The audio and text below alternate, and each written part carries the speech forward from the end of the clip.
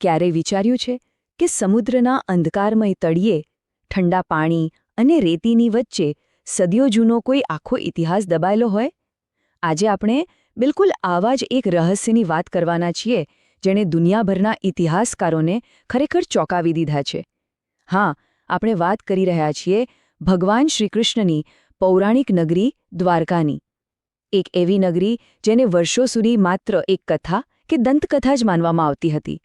પણ આજના આ એનાલિસિસમાં આપણે જોઈશું કે કેવી રીતે એક માન્યતા કઠોર પુરાતત્વીય વાસ્તવિકતા અને મરીન આર્કિયોલોજીમાં ફેરવાઈ ગઈ. તો ચાલો આ અદ્ભુત સફરમાં સીધી ડૂબકી લગાવીએ. ઓકે, તો ચાલો આની શરૂઆત કરીએ.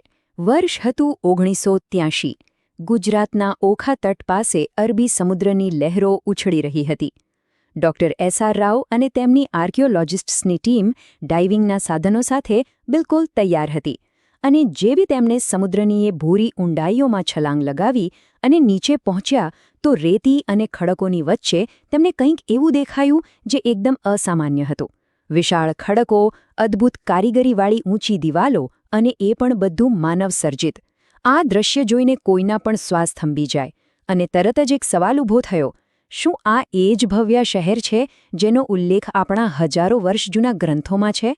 હવે અહીંયા એ સમજવું ખૂબ જ જરૂરી છે કે આ નગરી બની જ કેમ. મથુરામાં કંસના વધ પછી જરાસંધે મથુરા પર 1-2 નહીં પણ લગભગ 17 વાર હુમલા કર્યા. એટલે પોતાની પ્રજાને બચાવવા શ્રીકૃષ્ણે એકદમ સુરક્ષિત જગ્યા બનાવવાનું નક્કી કર્યું. તેમણે સમુદ્રદેવ વરુણને પ્રાર્થના કરી અને આ જે 153.6 કિલોમીટરનો આંકડો છે ને, એ બતાવે છે કે સમુદ્રદેવ વરુણે શ્રીકૃષ્ણને કેટલી જમીન આપી હતી.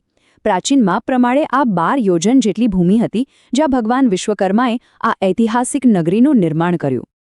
અને એ નગરી કેવી હશે એનો અંદાજ ખાલી આ એક આંકડા પરથી લગાવી જુઓ: 900. ભાગવત પુરાણ કહે છે કે દ્વારકામાં 900 જેટલા ભવ્ય મહેલો હતા જે ચંદ્રકાંત મણિ, હીરા અને સોનાથી મઢેલા હતા.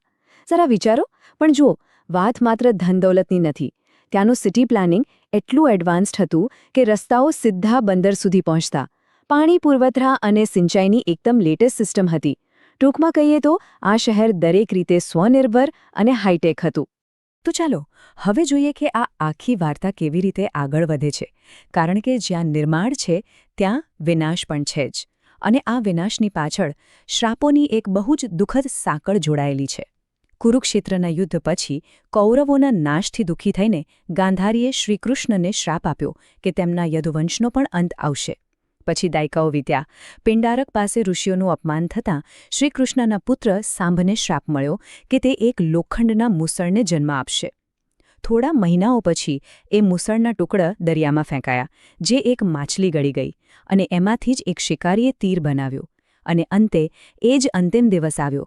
પ્રભાસ તીર્થમાં જરા નામના શિકારીના એ જ તીરથી શ્રીકૃષ્ણ સ્વધામ ગયા અને આખી એ ભવ્ય નગરી અચાનક જ સમુદ્રમાં ગરકાવ થઈ ગઈ. હવે આ જુઓ, આ કમ્પેરિઝન ખરેખર આશ્ચર્યજનક છે. એક બાજુ પ્રાચીન ગ્રંથોમાં લખેલી વાતો અને બીજી બાજુ આધુનિક વિજ્ઞાનને દરિયામાંથી મળેલા નક્કર પુરાવા. બધું બિલકુલ મેચ થાય છે. આર્કિયોલોજિસ્ટ્સને બરાબર એ જ વસ્તુઓ મળી. 660 મીટર લાંબી પથ્થરની મોટી દિવાલો, સ્તંભો અને ખાસ તો 70થી 80 કિલો વજનના એવા પથ્થરના એન્કર મળ્યા જેમાં 3 કાણા હતા. આ સાબિત કરે છે કે અહીં એક સમયે ખરેખર એક અત્યંત એડવાન્સ્ડ બંદર અને સુયોજિત શહેર ધબકતું હતું. પણ સવાલ એ છે કે વૈજ્ઞાનિકોને આ બધું શોધવાનો આઈડિયા આવ્યો ક્યાંથી? આ કોઈ એક રાતની તો કમાલ હતી નહીં. જુઓ, 1930ના દાયકામાં જ્યારે કેટલાક પાયલટ્સ અરબી સમુદ્ર પરથી ઉડી રહ્યા હતા ને, ત્યારે તેમને પાણીની નીચે કેટલીક સીધી રેખાઓ દેખાઈ, જાણે કોઈ જૂના શહેરની ડિઝાઇન હોય. પછી 1963માં એએસઆઈએ બેટ દ્વારકા પાસે ખોદકામ શરૂ કર્યું અને એમને કેટલાક પ્રાચીન વાસણો મળ્યા. પણ અસલી ગેમ ચેન્જર સાબિત થયો 1970નો દશક. ત્યારે 6ઠ્ઠી સદીના રાજા સિંધનો એક તામ્રપત્ર મળ્યો, જેમાં એકદમ સ્પષ્ટ લખેલું હતું કે અહીં શ્રીકૃષ્ણ રહેતા હતા. બસ અહીંથી જ બધાને ખાતરી થઈ ગઈ કે દ્વારકા માત્ર કોઈ ધાર્મિક કથા નથી. આ ટેબલ પર એક નજર કરો. આ બતાવે છે કે દાયકાઓથી આ નગરીને શોધવા માટે કેવા કેવા પ્રયત્નો થયા. શરૂઆતમાં ડોક્ટર એસ.આર. રાવની ટીમે ખૂબ જ બેઝિક સાધનો સાથે મેન્યુઅલ સ્કૂબા ડાઇવિંગથી આની શરૂઆત કરી હતી. પણ પછી 2001 અને 2007 આવતા ટેકનોલોજી એકદમ બદલાઈ ગઈ. સોનાર મેપિંગ અને સબ બોટમ પ્રોફાઇલર્સ જેવી લેટેસ્ટ ટેકનોલોજીનો ઉપયોગ થયો. અને આ જ ટેકનોલોજીએ દરિયાના પેટાળના રહસ્યોને ડિજિટલ નકશામાં ફેરવી દીધા, જ્યાંથી આપણને પ્રાચીન ડ્રેનેજ સિસ્ટમ અને ઇમારતોના પાયા જોવા મળ્યા. અને આ આખી ઐતિહાસિક શોધના અસલી હીરો હતા ડૉક્ટર એસ.આર. રાવ. અહીંયા લખેલી એમની આ વાત ખરેખર રૂવાણા ઊભા કરી દે તેવી છે. એ સમયે ફંડિંગની એટલી કમી હતી અને લોકો આખી વાતને મજાકમાં ઉડાવતા હતા. પણ ડૉક્ટર રાવે હાર ન માની.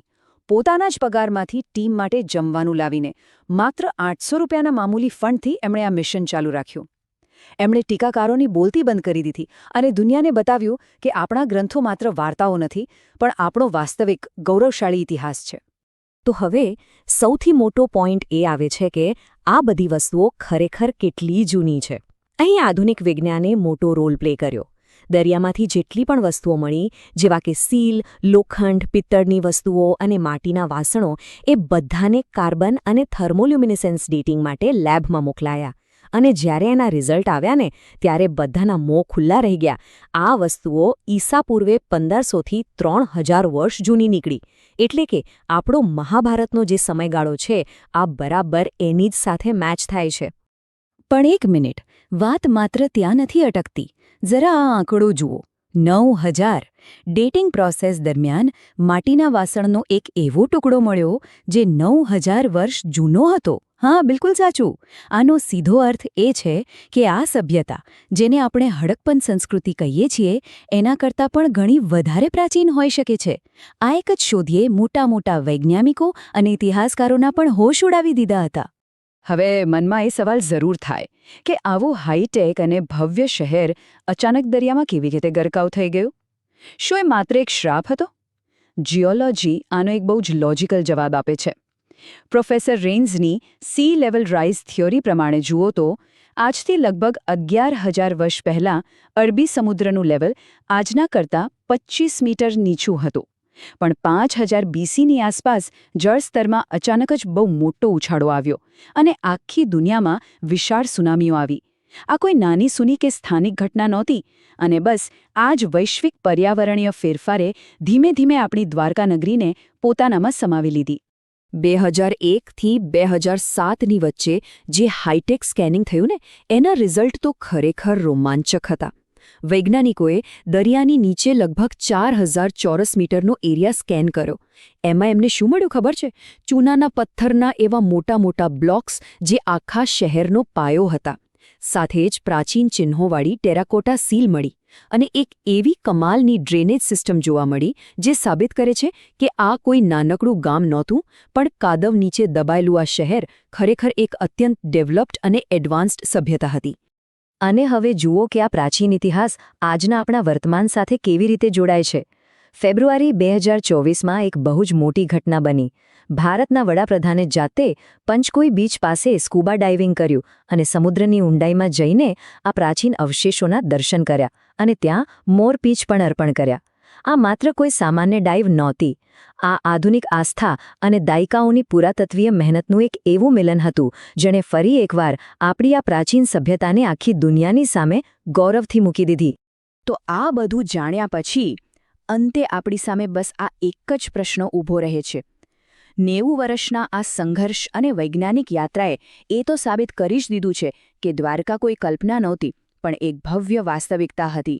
પણ જ્યારે પણ હવે આપણે આ સમુદ્રની લહેરોને જોઈશું, ત્યારે એ વિચાર ચોક્કસ આવશે કે સમુદ્રના તળિયે શાંત પડેલું આ શહેર શું ખરેખર માત્ર ઇતિહાસના પાનાઓમાં દફન છે?